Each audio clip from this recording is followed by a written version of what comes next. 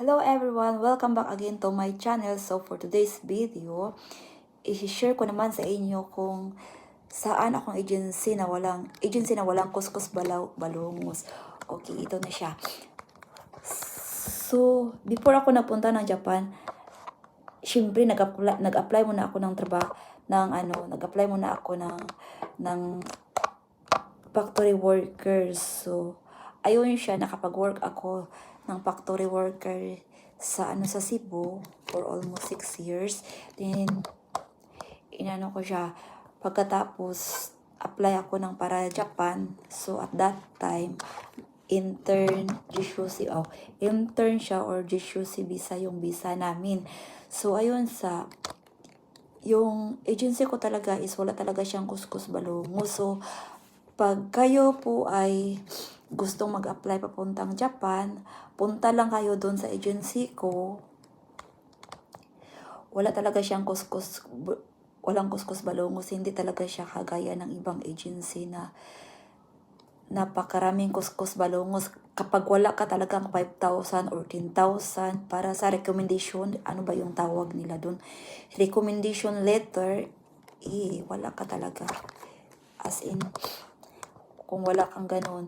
So, ayun siya, tips ko sa inyo na kapag mag-apply kayo ng work papuntang Japan, huwag kayong basta-bastang mag-quit sa una yung pinagtrabahuan. Kasi, pag nag-quit kayo at saka wala kayong sponsor or wala kayong backup sa pag-apply nyo papuntang Japan, ang hirap talaga kasi it takes time talaga kung mag-apply ka papuntang Japan.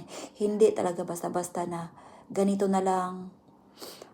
Mag-quit talaga ako kasi sure na ako na makalarga or papunta dito. Hindi talaga ganyan kasi kailangan talaga ng step by step. So, ayun talaga sa agency na i-share ko sa inyo sa Cebu, sa Rakdais.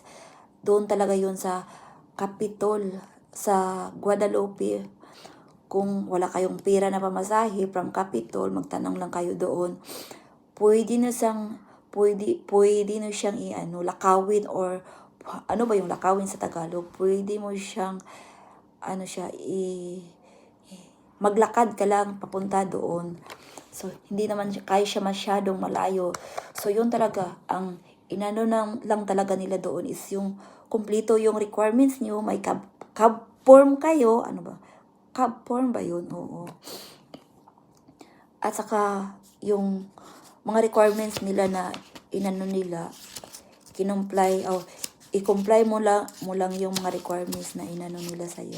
So, ayun siya, hindi ka na mag-prepare ng pera para interview, hindi kagaya sa ibang agency diyan na maganda ka talaga.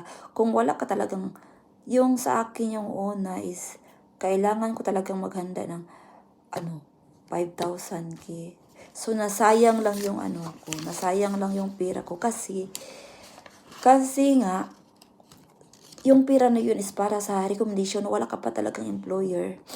Na sila ng recommendation sa'yo. Kasi yung recommendation talaga, yun talaga yung ipapass nila sa employer before ang employer mag-conduct ng interview. So, yan. Tine-check yan sa employer. So, sa agency ko na ina-applyan ko nung una sa Rakdais Agency, hindi talaga ganun. So, kung mag-prepare ka talaga ng ganyang money, kung sure na din talaga na makapunta ka dito sa Japan, sure na yung, yung tawag niya, eligibility mo. So, ayun, maghanda ka talaga ng pang-recommendation. Oo. Pero sa ibang agency, hindi. Maghanda ka, prepare. At saka, sa Rakdais is po siya talaga, siya, before ka ba, hindi ka pa mag-interview, prepare mo yung mga requirements mo, i-pass mo dun sa agency office, at saka follow up ka na lang for ano ang gusto mong applyan. So, follow up ka na lang, follow up ka, huwag kayong susuko.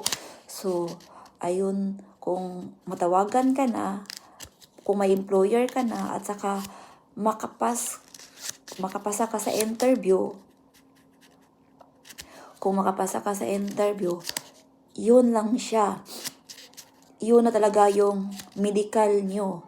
Preliminary medical. So, kung after that, kung may employer ka na, so mag-start ka na ng schooling.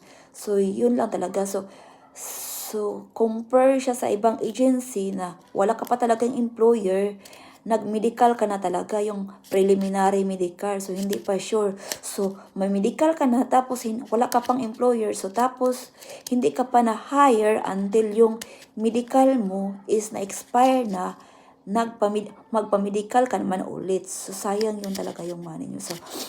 So wag kayong magpaano dyan sa ibang agency. Wag kayong mag-apply sa mga ganyang agency na ganyan. Kasi para sa akin, is yung ukani lang yung or money lang yung inuuna niya. Hindi inuuna nila yung ano ng mga aplikante. So, ano ba tawag dito? Kawawa talaga kayo. So, pag hindi kayo pag sumurinder kayo, wala, sayang lang yung pera nyo na ano nyo doon, kagaya ko, sayang lang. At syempre naman, hindi ako sumurinder. Ayun siya, nakapunta ako dito sa Japan. At ngayon natsambahan kasi nakapag-partner ako ng Japanese. Yung partner ko is Japanese. Tsamba-tsamba lang talaga to. So, ayun na nga, yun talaga yung mga tips na hindi talaga to tips, yung share na dapat kong i-share sa inyo sa aking video ito. So, kapag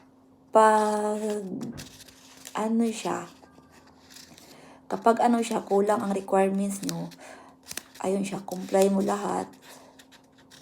So, yung sa akin talaga is, may mga birth certificate talaga ako na hindi coincide birth certificates. So, kinocomply ko talaga siya lahat.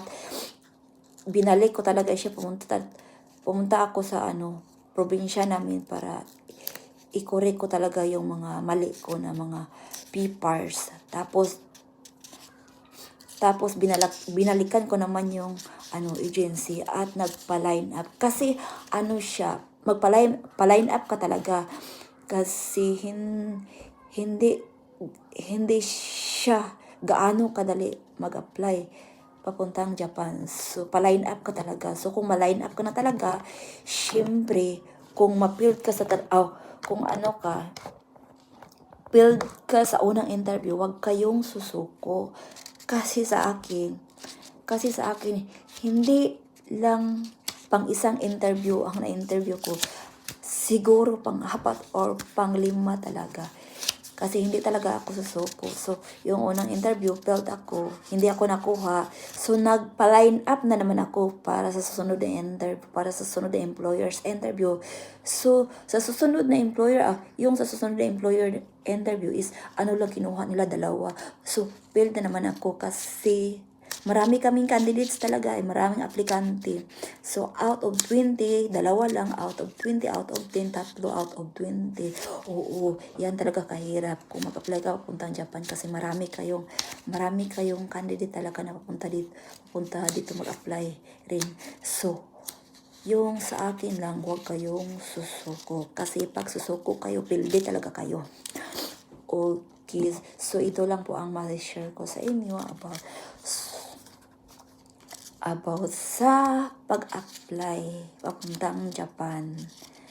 So, kung gusto nyo, beat nyo talaga ang bansang Japan, malaki talaga ang sahod dito. Pero, pag